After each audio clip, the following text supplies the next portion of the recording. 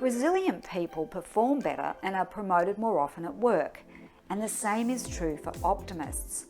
If you understand psychology, this really does make sense, because optimism and resilience help us solve problems and innovate. So, what is resilience and what is optimism, and how can you develop your capacity in each area? Well, put simply, resilience is the ability to bounce back when things go wrong. Optimism is a generalised belief that things will turn out okay in the future. In combination, these two mindsets are a powerful force driving positive action. They're what keep you going when times are tough.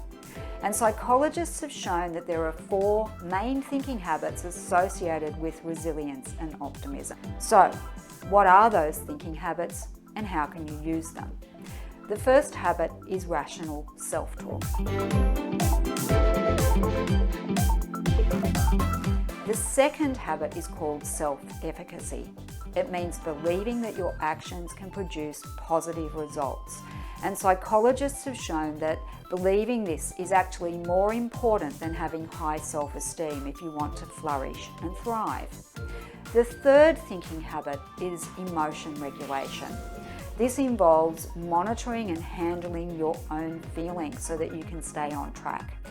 And finally, resilient people are reflective thinkers. They take a mature approach to problem solving and they're willing to learn from their mistakes. Typically, the people who come to my programs are struggling with issues such as stress, anxiety, pessimism, or change overload. Anyone who wants to handle similar challenges is an ideal candidate for my programs in building a resilient and optimistic mindset. You can learn more about these programs by clicking on the link below.